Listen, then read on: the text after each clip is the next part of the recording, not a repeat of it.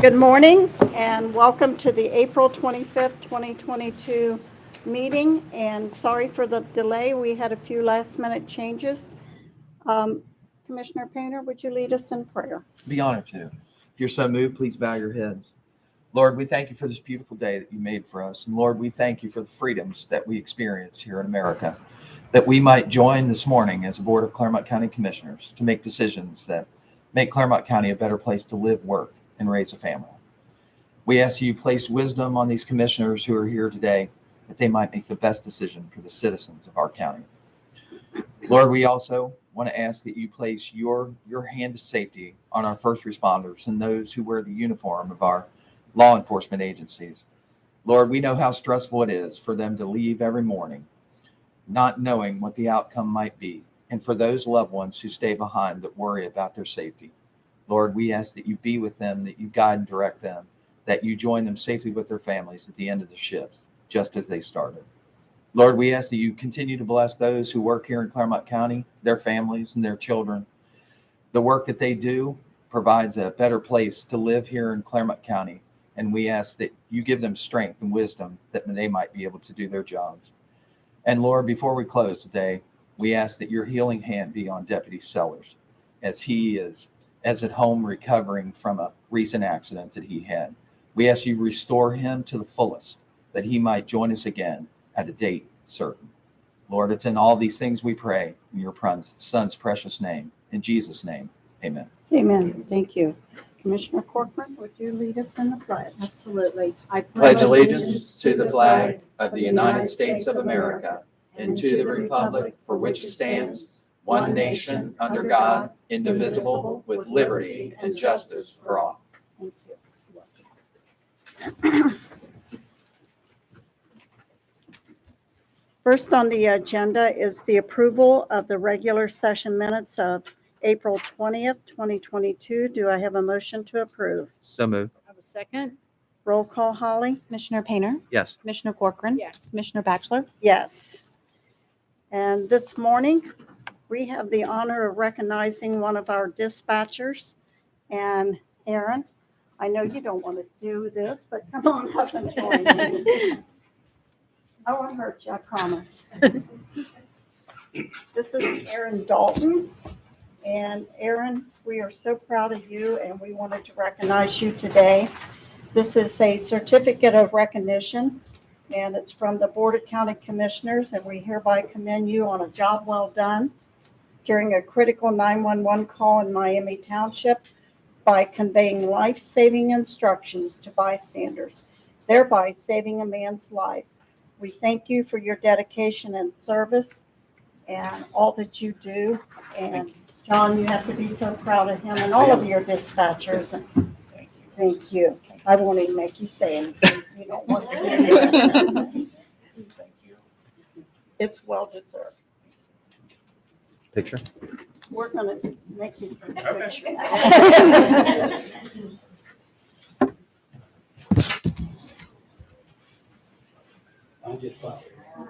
Get in here, big boy. You and I have been taking a lot of pictures for you. Doing a scrapbook.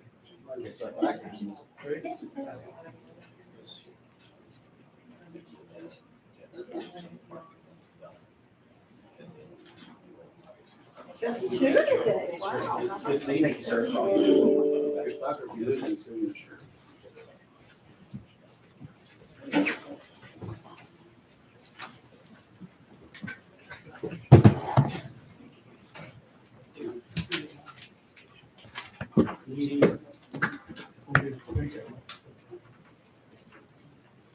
Okay, moving on to item C. Is that okay, Greg? You're my boss today. No, you're. We had a lot of changes. I'm sorry. And Sarah? There, okay. Didn't know which one. Is it facing? It is. Correct. Right. We're going to recognize all you wonderful people. This is Foster Care Recognition and Recruitment Month in Clermont County.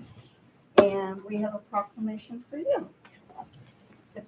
Whereas Clermont County Department of Job and Family Services is fortunate to have more than 77 dedicated foster families that help provide care to over 82 children in agency foster homes and 89 children in other placements who find themselves in agencies' custody due to abuse and neglect issues. And whereas statewide, there are nearly 16,000 children in out-of-home placements and a shortage of foster families. And whereas foster families open their homes and hearts to help children in need, play a vital role in helping children and families heal and reconnect and launch children into successful adulthood.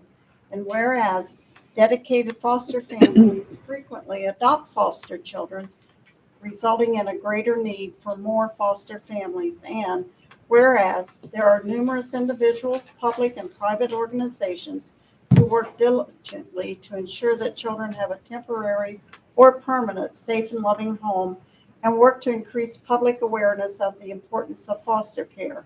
Now, therefore, be it proclaimed that we, the Board of Clermont County Commissioners, do hereby proclaim the month of May 2022 as Foster Care Recognition and Recruitment Month. In Clermont County, we recommend this observance to our citizens as an opportunity to celebrate foster and adoptive families and spread awareness on behalf of the foster children in Clermont County who are waiting for a loving family. We further encourage the community, businesses, groups, schools, faith-based organizations, and families to change a life by sharing their hearts, open their homes, and offer to help children in foster care, foster parents, and their child welfare professional staff, working with them during this month and throughout the year. And it is signed by myself, Commissioner Painter, Commissioner Corcoran, and thank you for all you do with the children in Clermont County. Thank you. You may, if you care to say a few words? I do more. Yes. Thank you, commissioners. Foster care is something that touches us all. Who are foster children? They are kids in our community that cannot stay in their homes due to various reasons of abuse and neglect. Who are foster children? They are children of all ages in need of a loving home and people to care for them and build into their lives. Who are foster children? They are our future. Children who are in foster care grow up to be adults, and Ohio is failing them. According to the Children's Defense Fund Ohio, we rank in the bottom 10% in our country. Only 60% of former foster youth have graduated from high school or obtained a GED by the time they are 21. In this same time frame, only 46% have had jobs, while 37% have been incarcerated and 37% have experienced homelessness. This is not acceptable. What can we do? There are various ways you can support foster, relative, or kinship caregivers. Find a local agency like Clermont for Kids to become an alternate caregiver for foster children. Foster parents need a break sometimes, just like regular parents. Support them in giving them a night or weekend out. Watch their children for them. Build a relationship with these children and give them long-term emotional support. Take a foster parent or kinship caregiver you know a meal. This relieves some of the stress in their lives. Become a foster parent through Clermont for Kids. Our kids need to grow up in a family setting. Institutions cannot raise children. Institutions raise adults that only function in institutions. Our outcomes have shown this. We need foster parents for teens and sibling groups. Our teens cannot become productive members of society if they do not have people to guide them and show them what this means. Think of the adults that built into your life. You can be one of those adults for a teen. Is foster care easy? No, but raising children isn't easy. Raising our future isn't easy.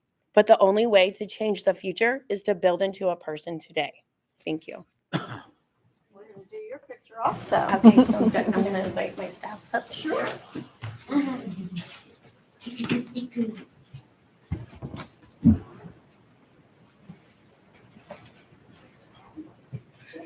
I'd love to hear that. You know, you gotta get with this one. I heard maybe a little purple. Oh, Yeah.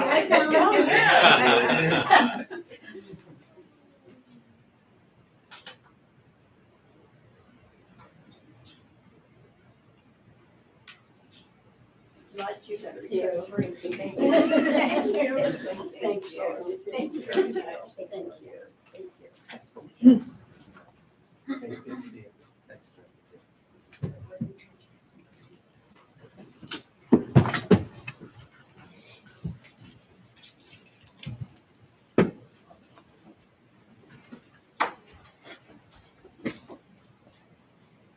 Moving on to item D.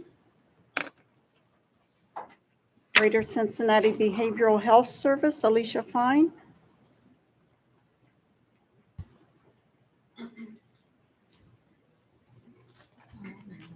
Please. I got it. I don't have to do anything. Got it. Thank you.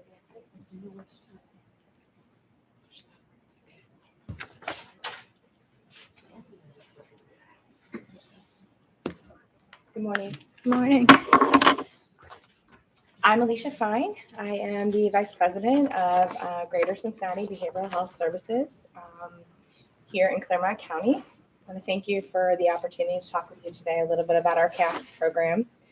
We have a program team here, so they're going to turn it over to them to talk a little bit with you about some of the statistics, our program highlights, and some of our efforts throughout the year. We have the privilege of being able to talk with you every year. This is our 7th year having a CAST program in the county with your support. That began back in 2015. So CAST, what is CAST? Just really quickly, CAST is an outpatient program that we offer. It's comprehensive, provides behavioral health services. We support individuals who have substance use disorders. It's a voluntary effort, so individuals who are referred to us can choose to participate in the program. I have Sarah Baldridge here with me today. She's going to talk a little bit about the services and some of the things that we've been doing in the program. Thank you. So like Alicia said, my name is Sarah. I'm the program manager of the CAST program, and I've been working with CAST, managing CAST for about 3 years now. And it's been an incredible experience. I'm working with staff and working with clients and watching the program grow. And so just a little bit about how clients get into CAST. So we receive referrals from Clermont Municipal Court. When we receive a referral, our admissions coordinator does a comprehensive assessment and then sends the results back to the courts. If the client is accepted, the judges are able to sentence a client anywhere from 5 days to 90 days into our program. So when a client enters CAST, they get to interact with our amazing staff for the first time. So they do an orientation intake, and then they go right into programming.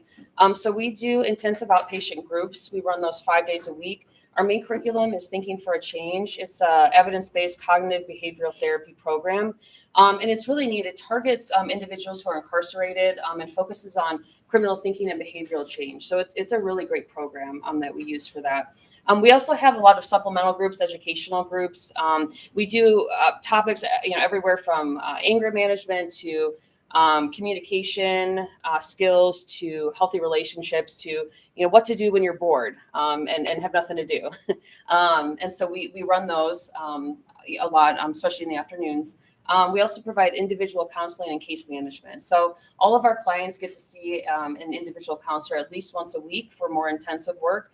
And our case manager is on site for 40 hours a week, and she is incredible. So she will help manage medications for clients that are currently in our program.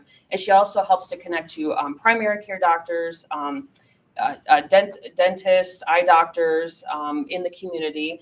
She also has helped people enroll in GED classes. She helps people connect with benefits, Medicaid, and food stamps and things like that.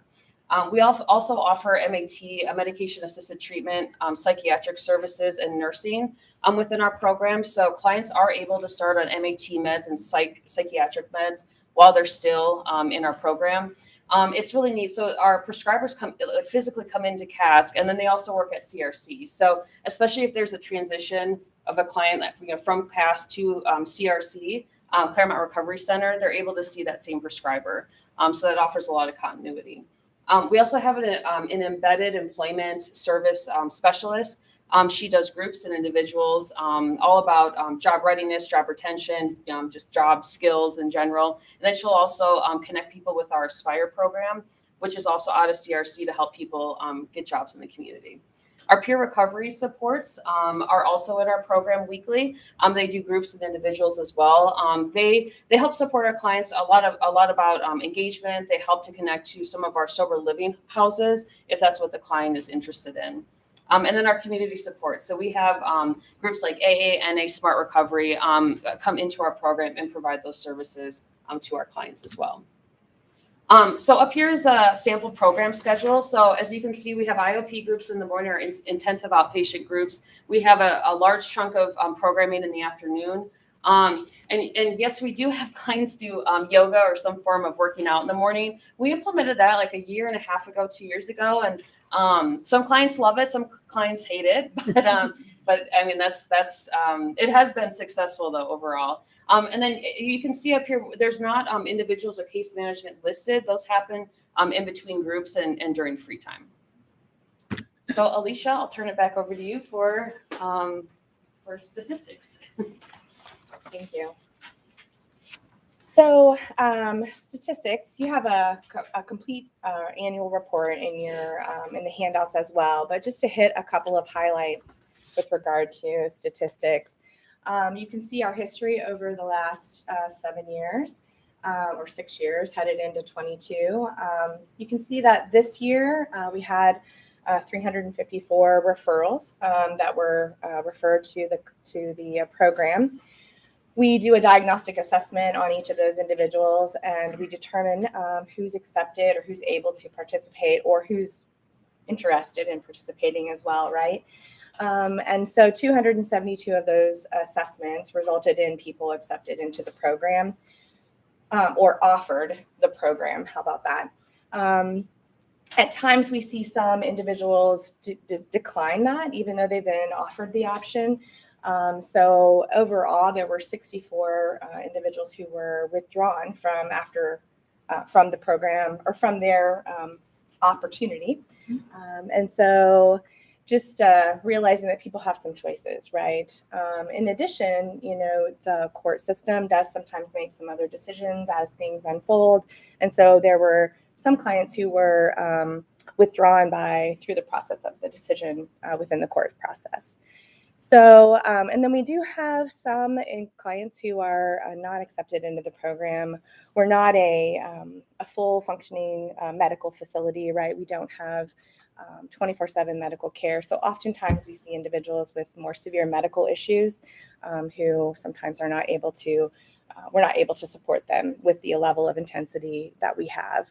But we do a very good job of connecting people to other resources whenever we can.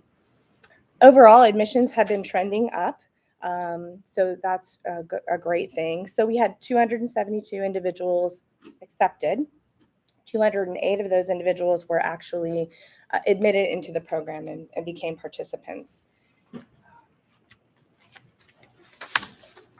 I would just say this about our demographics. They have been consistent over the last 7 years. We're really not seeing significant differences in who we're serving, just slight fluctuations here and there. Our age range has been sitting between 37 and 40 for both men and women over the last 5 to 7 years. Again, education, we see individuals they are high school educated or higher, and that continues to be consistent. Our primary substance use disorder diagnosis, just primary. Most individuals may have a multiple use history, but when we talk about diagnoses, we see alcohol being our primary group target with the primary substance use disorder, and then opioid use disorder. There were some continued increases around stimulant use disorder, which we hear in the community around use, some shifting around having additional diagnoses, and I think we see multi-use in this package here. Individuals with mental health diagnoses, post-traumatic stress tends to be the primary issue we're seeing with our individuals who do have a second diagnosis. And I think this is trending up. We're seeing people with mental health diagnoses trending up. So you'll see 71% of the women who participated this year did have additional mental health diagnoses. So we're definitely seeing co-occurring needs, and we're working to provide those services for those individuals. Length of stay stays around about 30 days. Individuals can stay until 90 days, depending upon the way the judge requires. So, but most people are here about 30 days or less. Overall, we continue to see great success in terms of people completing the program. That's due largely in part to our coordination with probation and the program and the work we do to help people make good decisions. Overall, our daily participant numbers are trending up.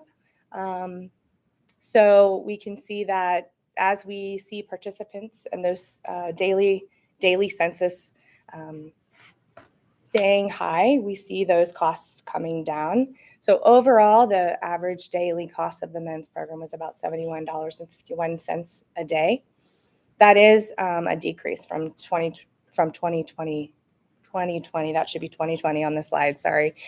And 2020 was COVID impacted. We had a lot of processes that we had to manage within that census rates and how many people we could have in the program at the time. Overall, when we looked at reincarceration rates for individuals following the 12 months after leaving the program successfully, we saw that 75% of those individuals were not incarcerated in another experience after that, but 24% did see an incarceration after. And then ongoing treatment, I'll just say this about ongoing treatment. We're seeing people engaging in treatment. We're seeing people, when we connect them to treatment, they're continuing in treatment. And then when we check on them after 90 days, they're continuing in treatment after 90 days. So we are seeing that warm, coordinated handoff working.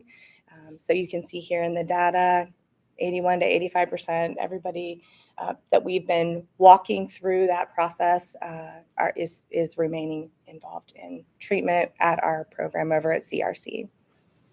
Employment continues to be an excellent outcome for us. Overall, however, people are coming into the program with employment. So we work to help them maintain that employment. We work with retention. We talk to their employers to try to make sure that they can leave after 30 days or however long their time is there back into that existing employment. When that doesn't happen, we work to connect them to the Aspire program, as Sarah was mentioning. People are finding employment. The market is good right now to find employment. We are seeing average hours and wages going up. So you can see in the men, 38 hours per week, so almost full-time working, earning about $14.91 an hour. And then women as well, 37 hours per week, earning $13.65 an hour. So great outcomes with regard to employment, getting back into the community, being part of just the community system, and self-sufficiency. So, and then we have great interactions with employers. So those individuals that we assisted, 40 different employers were involved with our program and with our individuals, and 27 different types of jobs. So it's not just the processes that we have with regard to connecting people back into the system and back into the community. Sarah and Jamie are going to talk a little bit about some of the highlights. So COVID, I was really hoping not to have to talk about COVID for 2021, but that obviously didn't happen. So all along our whole CAST program, we've always had obviously clients on site because they're living in our program, and we've had staff on site as well. Our core staff remained on site. We continue to do all of our programming. Some of our community supports, so like AANA Smart Recovery, we had them switch to a Zoom platform. In 2021, we did bring them back in person. A lot of that had to do with the vaccine availability. So we have been working, excuse me, closely with public health and Genoa. We've offered COVID vaccines and actually other vaccines as well to all of our staff and to all the clients that come in too. So we're always cleaning and then we're wearing masks in front of the clients. So that's just continued. And then our collaboration with jail administration, Clermont Municipal Probation.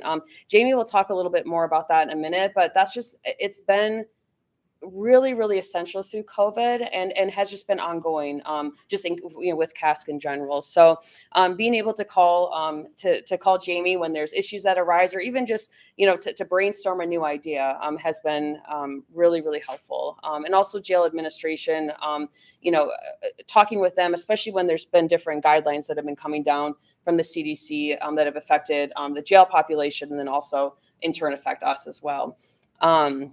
So that kind of ties into the updated quarantine protocols. So again, we're following the guidelines and talking to our partners and just making it work.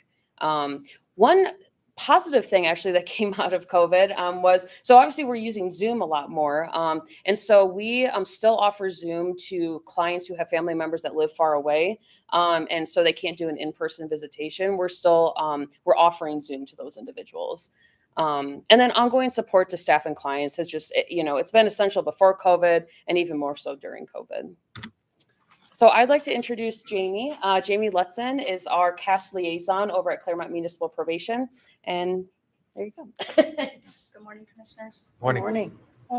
Our at Municipal Probation, we have staff specifically designated to follow a CAST case from the moment is referred to the end of the program, whether it's successful or unsuccessful. Myself and other staff probation officers at the probation department, we assist CASC staff and counselors and Sarah in addressing non-compliance. This includes addressing the unit itself if there's behaviors going on across the unit, but also we can talk things individually out with people that if somebody specifically is struggling, we'll sit down and meet with them and meet with staff to see if the goal is we want them to stay. We want them to stay in the program and treatment.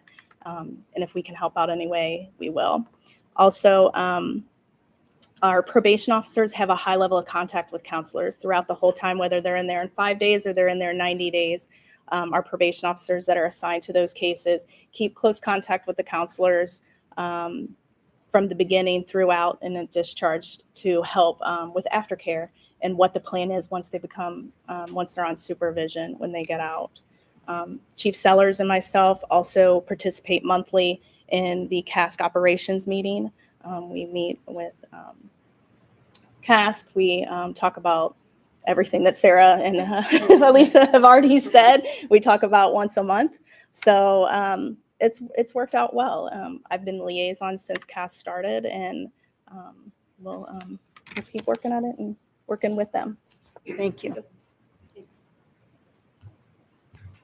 And then I just wanted to talk about a few of the program highlights from 2021. So we fully implemented the 7 challenges. It's an evidence-based program. It's a decision-making model. It's strengths-based. It's harm reduction focused. We get a lot of really great feedback from clients on that program. Anger management groups, we're using the SAMHSA curriculum, the workbook, and I'm actually having my interns run that group, and it's been a great experience for them and also really beneficial for the clients as well. Like I mentioned before, we're always expanding our supplemental groups, looking for new curriculums, new programs. So expanded nursing and psychiatry time at CASH, that was in response to, Alicia talked a little bit about the high levels of mental health needs that there are for our clients. We've been seeing the kind of upward trend of mental health issues, suicide attempts and completions, overdoses in the community. And that was partly, our response to that within the CAST program. So our psych prescriber is there more hours, and as well as our nurse. And then we understand we only have clients for a short amount of time. So even if we have them for the full 90 days, we're always looking for resources and connections for when they get out. So from day one, no matter if they're there for 5 days or 90, we're always focused on, okay, where's this client going to go? Where are they going to live? Are they in a safe place? Where are they going to be connected to treatment? Where are they going to be connected to healthy supports? So that's always a focus. And then lastly, client feedback. 95% of our client surveys from 2021, the client has something positive to say about their primary counselor. So we hear a lot of things like staff really cares about me. I really feel like people are here to help. Clients saying that, they feel like they can open up and talk about things. Some of the negatives have to do with the food. Nobody likes the jail food. Clients are asking for coffee every day, which we don't provide. More access to phone calls, visitation, things like that. And so I actually, I just wanted to read you one quote from one of our client surveys. It's from a female client who was in our program in August of 2021. So she said, I was able to not only open up, but find ways to detach from my cravings and trauma when it comes to my mind and realize I have more to live for than what I had told myself. Wow. So yeah, so that's all I had. I just wanted to thank you guys again for allowing us to speak and talk about CASC. I love talking about CASC. So does anybody have any questions for us or for any of us? I would just say I think it's an absolutely fantastic program. It was nice to come up and walk through the facility, and so I thank you for that. Great job that you do. You guys are welcome anytime. Thank Great you for facility. your support, for your you. support and the continued support with the Clermont County Mental Health and Recovery Board, and a lot of the grants that we've been able to bring down and have created, I think, some really great opportunities for us to expand. So really appreciate your support. You had mentioned about the food at CASC. So I'm going to ask one of the things that we had talked about a long Do you time. want some of it, Commissioner? Well, they know that I have actually tried the food at the jail. I know that sounds crazy, but it wasn't that bad. But one of the things there is that we had talked about maybe them having access to Fresh Express. Mm-hmm. Is that still being talked about? Have we ever made a connection for that yet? Or Yeah, we have talked about it a little bit. Our little bit of our holdup with that is that that would come from the client's money, and so when we're trying to find a way where that would be fair among our clients. So we wouldn't necessarily want half of our CAST clients to be able to afford that, the other half not to. Right. So that really is kind of our holdup with that. We have talked about it and are kind of looking for different ways. We do provide snacks above and beyond the jail meal. Like we provide ramen and we provide oatmeal and so we do have different things. But yeah, we're still kind of trying to figure that out. Maybe as a possibility. I knew it'd been talked about for some time, but Yeah. obviously it would be nice. Mm-hmm. Or a nice cooking class where they could all teach each other how to make stuff and then eat it.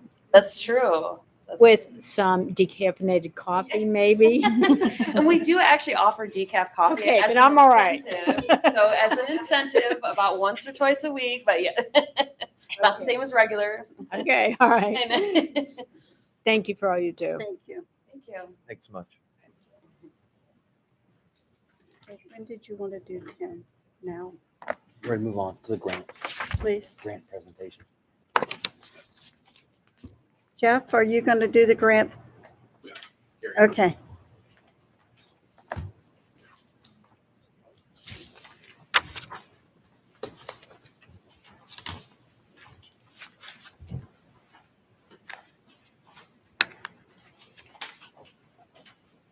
Morning. Morning. Glad to Morning. be here again. It's been a while since I've spoken in front of the commissioners. Appreciate it. About a favorite topic of mine, and that's Ulysses S. Grant.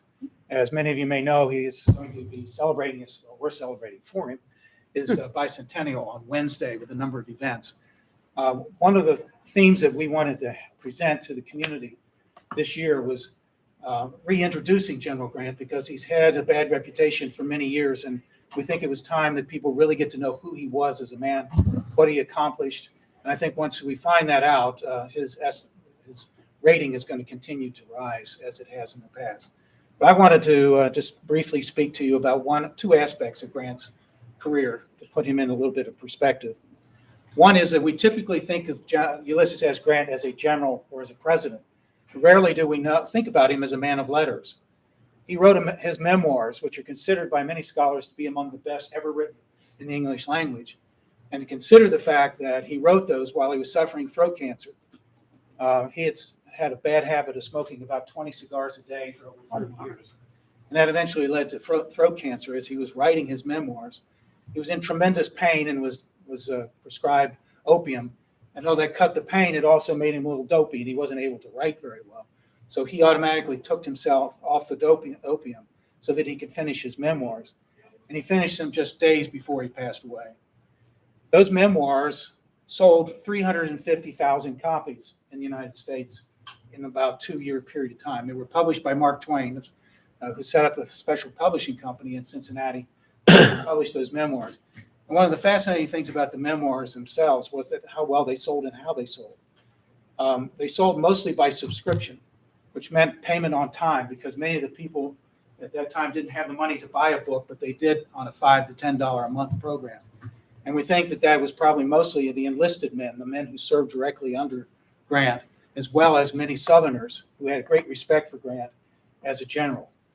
In his memoirs, he starts, the first sentence of the memoirs is kind of interesting. It says, "For man proposes and God disposes." Kind of looks at his approach to life, because he had no idea of wanting to be a soldier or a president. But because his life took his own pathway through the guidance of he considered the Almighty, we have the Grant we have today. And one of the things that when I read that first statement, I wondered, where did that come from? Where did that statement come from? It came from a medieval German monk named Thomas Kempis, which is surprisingly, we don't think of Grant as being conversant with medieval theology, but he obviously was. And it set the tone for his book. When asked about his life, he said that he thought he would be a mathematician, a math professor, or a horse trader. He had a lifelong obsession, if you will, with horses. Starting when he was 18 months old, his mother said that she would go out and find Grant swinging on the tails of horses. Never once was he bitten or kicked or anything like that. And she said he had a way with horses. And that continued the rest of his life. He received a promotion in the Mexican War as a courier, basically based upon his abilities to trick ride through the enemy lines. He set the West Point high jumping record that stood for 25 years. One of his favorite horses was Cincinnati. He had 3 major horses during the Civil War, but Cincinnati was his favorite. And it was sired by Lexington. Lexington was the top thoroughbred runner in the 4-mile run. So it was one of the best horses that he ever had. He said he never saw a horse flesh like Cincinnati before. One of his best friends before the war was James Long, who was general of the Confederate Army, but actually Grant's best man at his wedding. Said that Grant was the best horseman in the Army. And that fact, he likened him to the centaur, which is the Greek mythological creature that was half man and half horse. So connected was he to the horses. He finally got his wish to be a horse trader after the war, when he purchased his wife's farm and set up horse breeding operations with about 25 horses, mostly Morgans and thoroughbreds with his favorite horses. One last story I'd like to share about his love of horses was that after his presidency, he and Julia sailed on a 2-year around the world trip, stopping at all the major capitals of the world. He met Bismarck and the Queen of England and many other famous people. He sailed on the Nile River up into Egypt, and he stopped at Constantinople in Turkey to meet with the Sultan of the Ottoman Turks.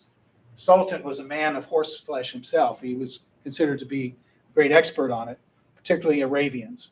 So he offered Grant the opportunity to tour his stables, and when he did, he said, "If you choose a male and a stallion and a mare, you can take them home with you." So Grant gave full consideration to what he was observing, and he picked out 2, and the Sultan laughed and he says, "Choose 2 others."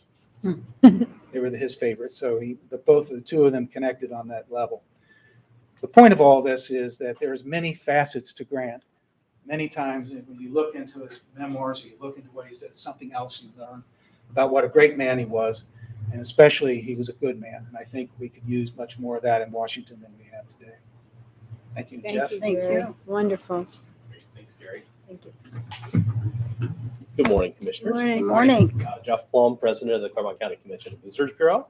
Thank you for allowing us to come over and talk a little bit about grant events for the Bi-Centennial. We had a very nice PowerPoint presentation. Of course, fate would have it that the file's damaged, so we can't share it with you this morning. But we will move on, and we have worked extensively over the past few months, so we know the information inside and out. I do have a few gifts, and I'll share these with you before I get started. So I'll give each of you a little token here, and one of our grant brochures. Thank you. Thank you. You're welcome. I can turn anyone into a beach We've bum. worked a lot over the past few months. Grant. And our grant committee, and Gary is co-chair along with Bob Proud, our former county commissioner. But they are our co-chairs. Great. We will get to the video, so that's awesome. So thank you. But our grant committee started well over a year ago with planning. And obviously, President Grant is the most significant historical figure to come out of Clermont County. And we're very proud of that fact that he is a native son of Clermont. And so we certainly wanted to celebrate and do some unique things. So first, I'll just kind of talk about the development. We have done a lot of marketing. A lot of what we do, you don't see in the local market because we are focused on marketing to 90 miles out as far as our outer regions to bring visitors into Clermont County.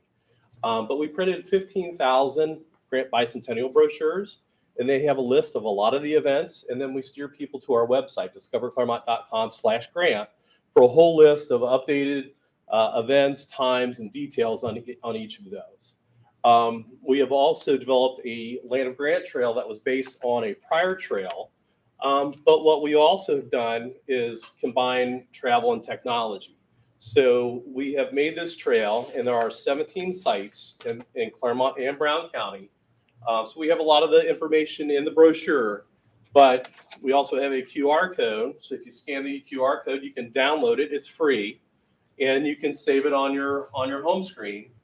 But we've made it a mobile app that you can take with you, right? You know, everybody has a phone. It lives with you just like your keys in your wallet.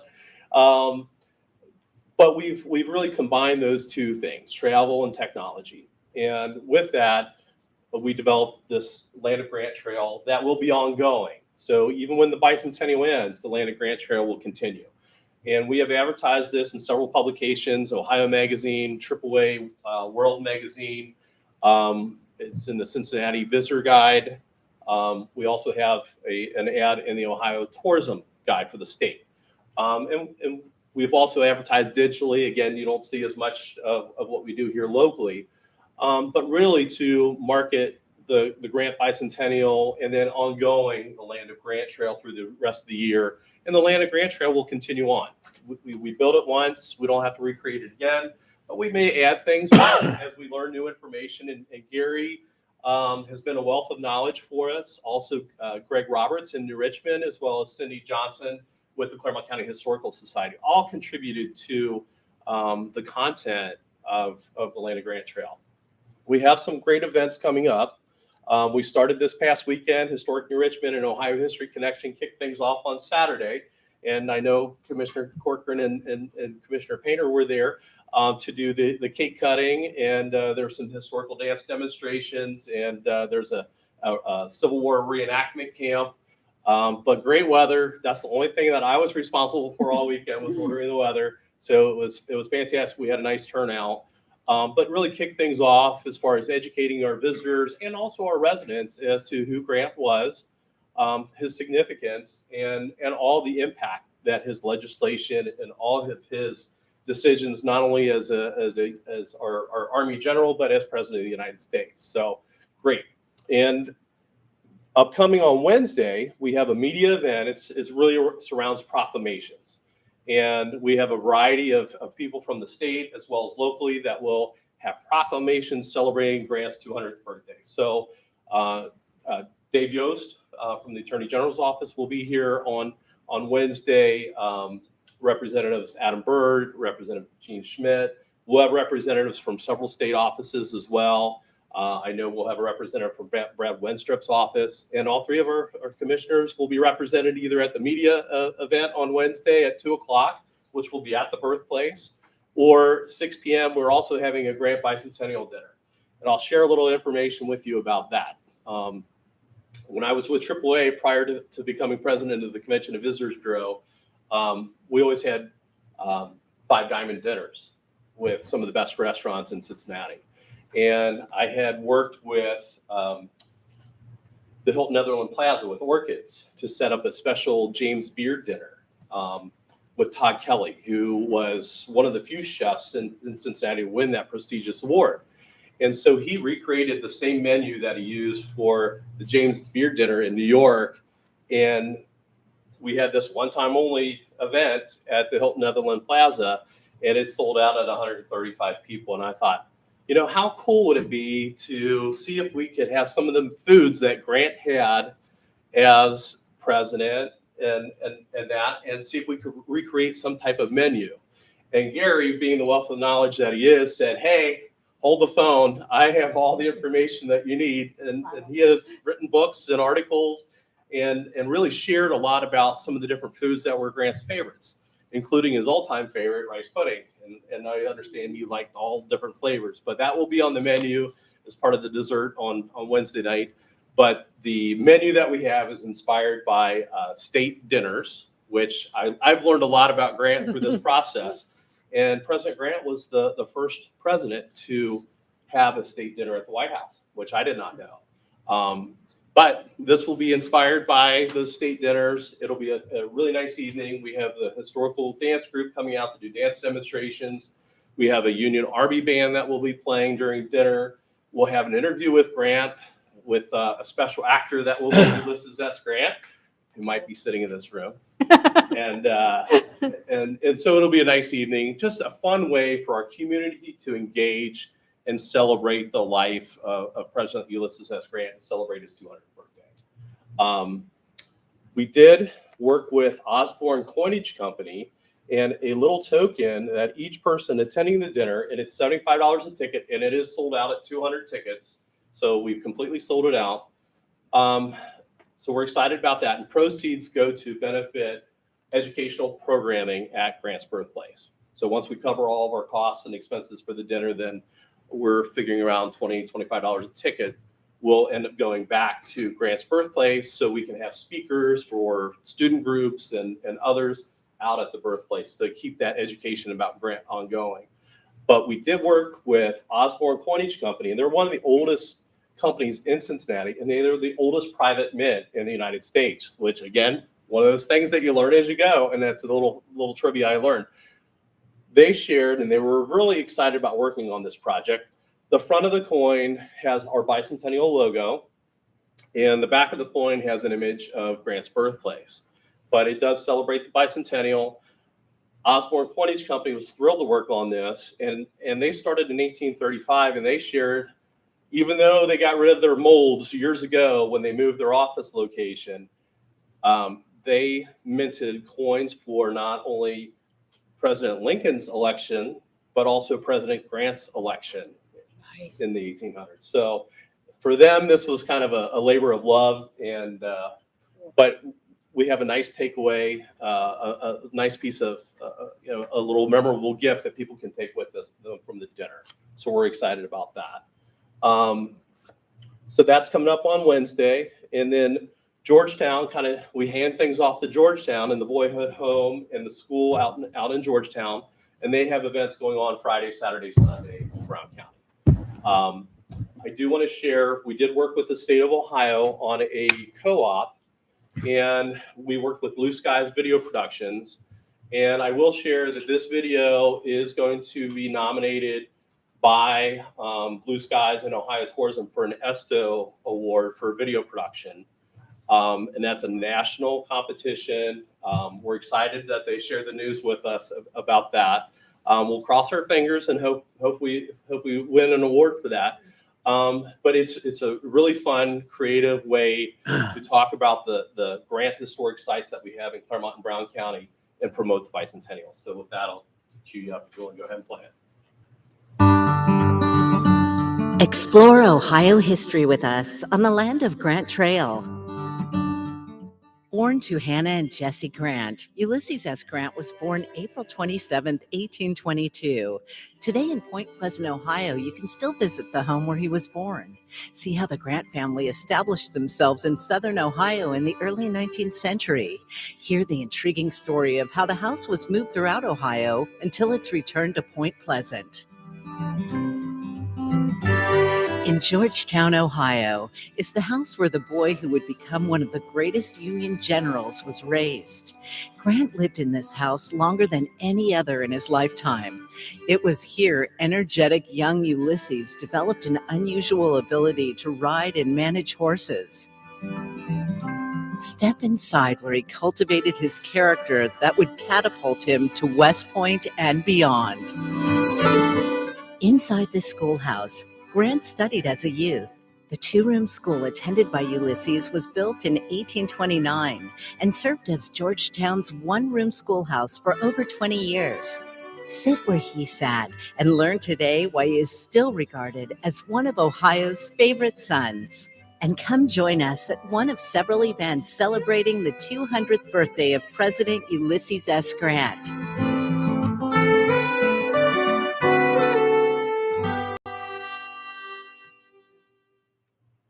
This powerful $99 drone is now available in the U.S.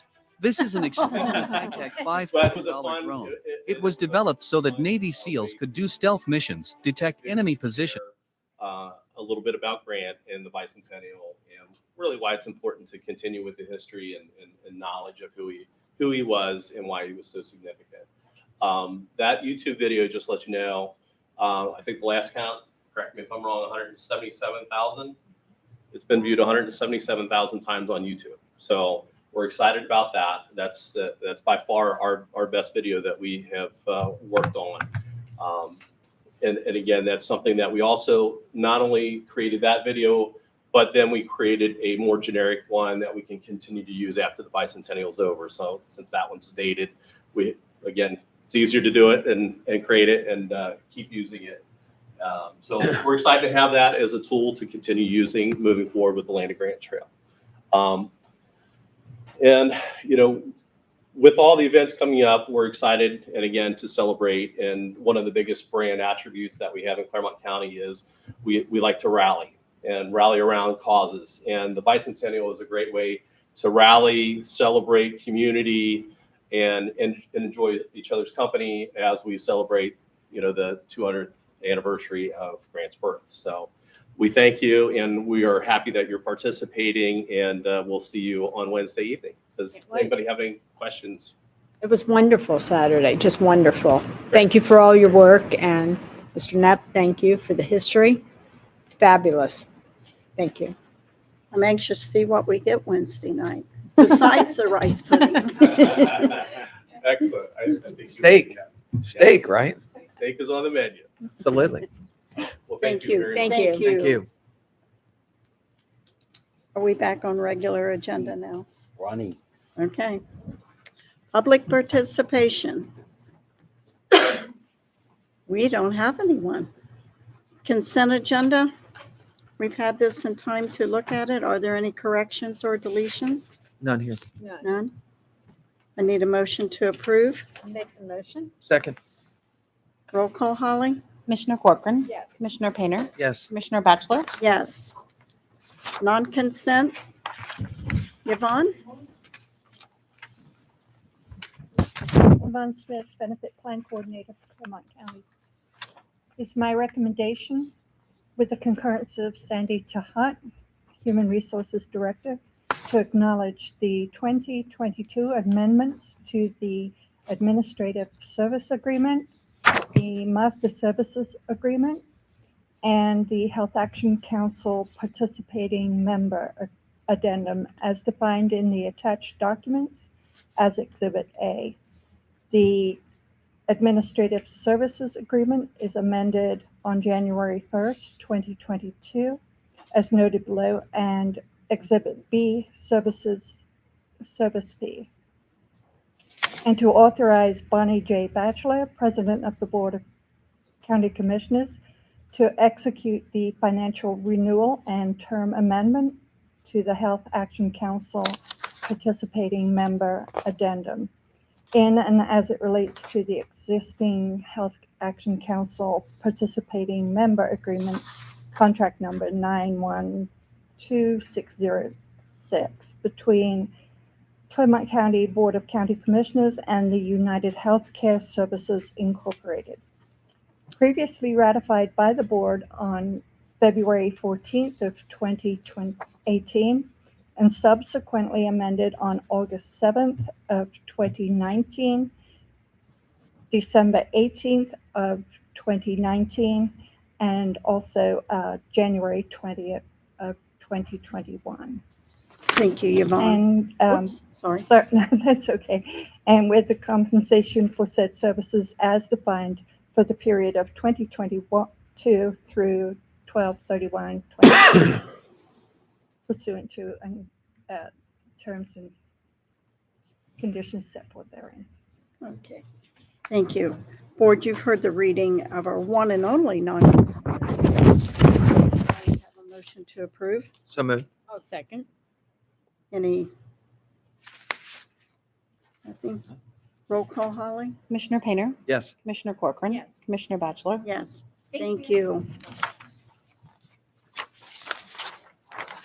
Additions to the agenda?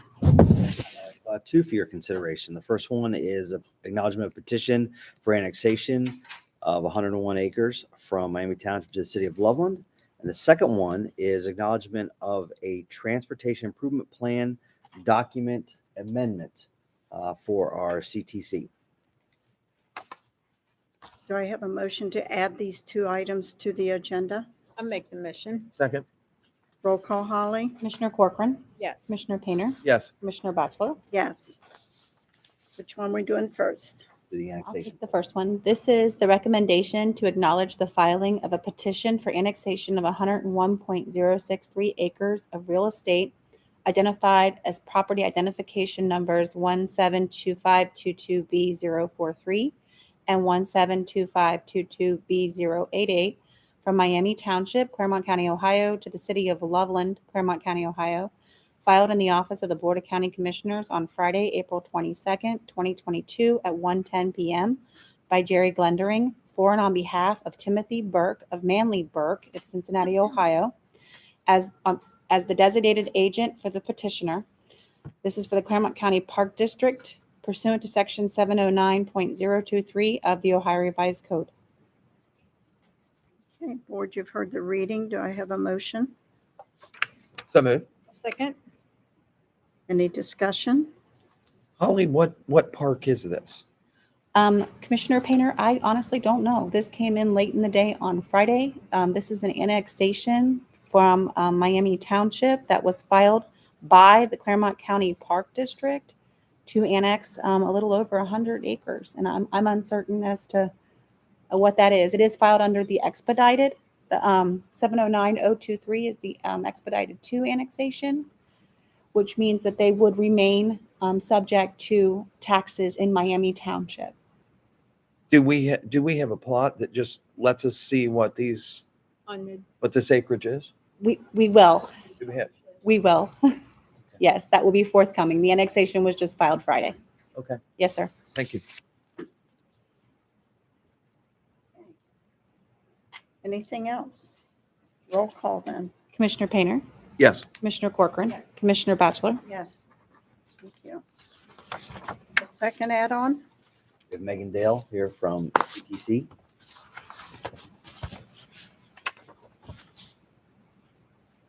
Good morning. Good morning. Morning.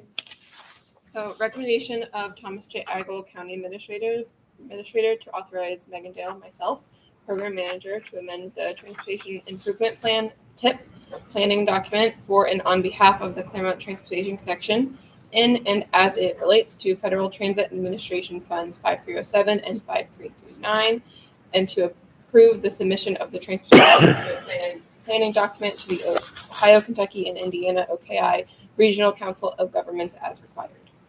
Thank you. Board, you've heard the reading. Do I have a motion to approve? I'll make the motion. Do I have a second? I'll second. Any discussion? Roll call. Commissioner Corcoran, Yes. Commissioner Batchelor, Yes, Commissioner Painter. Abstain. thank you. Moving on back to Timothy Dick. Good morning, Commissioners. Good Morning. morning. want to give an update on the intercounty transfers for Job and Family Services. Just as a reminder for the general public, intercounty transfers are permissible by Ohio code. And what this really does is allow the 88 counties, JFS receives state and federal. They administer state and federal programs. Therefore, we have around 50 state federal allocations that come into JFS. Each one of those programs and allocations, the criteria is different, the amount's different, how you have to use it. So what intercounty agreement allows us to do, with your permission, is to exchange with other counties. So we may have a need in a particular area, and another county can meet that need. So we can either take the money from them, or we can do an exchange. So it's very valuable in the state of Ohio because it's 88 counties that's able to support each other for what they have going on in their community. So last year for state fiscal year, we had 3, I'll call them trades, intercounty agreements, and they were with Darke County. So we had, it was even. So we gave Darke County some TANF admin dollars. TANF is Temporary Assistance to Needy Families. And in return, we received some income maintenance and Medicaid income maintenance. And all told, that was a total of $54,418.30, which is, you know, 3 is a very low number of agreement trades that we've made. But, you know, part of that is because of COVID, we had so much excess dollars coming in from some of the other COVID allocations. So there wasn't the need that we had typically seen in the past. So that's my update for you on that. Thank you. Thank you. Any questions for Tim? Thanks, Tim. Thank you. Thank you. Any other staff or elected official discussions? No. Any members' comments? How about Saturday, Earth Day? A bunch of dedicated members and staff here from Clermont County went out to different locations and had assignments to pick up trash and recyclables. So we spent the morning over at East Fork Lake. I know we had lots of other people all around there picking up trash and recyclables. One of the things I noticed while I was out there was that it seems to be an old adage that when people put things into Harsha Lake, that before they throw them out of a boat, they fill them full of water. And nothing is, more detrimental that it finally makes its way up on shore, but it's full of water. So you either have to take the time to uncap the bottle and evacuate the water, or you throw it in a plastic bag and those bags become extremely heavy, no doubt about it, but good time was had by all. It was a beautiful day to do that. It was strenuous work, but we picked up a lot of trash and a lot of recyclables, so great to do it. I had the privilege of doing State Route 132, just part of it, and I have never seen so many alcoholic bottles that still had alcohol in them, which I emptied on the ground, but pop bottles, and just please stop throwing your trash out. Doesn't it amaze you that people? It's terrible. What was the most interesting thing you found while you were out there? Snapping turtle. A couple dead deer. Let's see. A dead mouse that I went to pick up and realized it wasn't trash. We found 2 propane tanks from a Coleman stove. One of them had very little propane in it, but the other one was completely full and had the cap, that safety cap that's on the top of it, still had the cap on it, that had floated in. Yeah, I mean, a lot of strange things like that you're like, why would someone discard this into the lake? And another thing to keep in mind about Harsha Lake, whenever you put something into Harsha Lake, you have to remember that that's drinking water for 46,000 customers in Clermont County. Now, don't get me wrong, it's run through the Bob McEwen plant and it becomes clean, drinkable water. But, anything you put in water, especially when you can say without doubt that water is actually extracted from that lake and made into drinking water. So, we could all do a better job on that. It always amazes me when you're driving down the road and you see things coming out car windows. Really? Is that what you care about your I don't get it. Yep. So, well, thank you. Anything else to come before the board? I would accept the motion to adjourn then. So moved. I will second. Roll call, Holly. Commissioner Painter, Yes. Commissioner Corcoran, Commissioner Batchelor. Yes, thank you.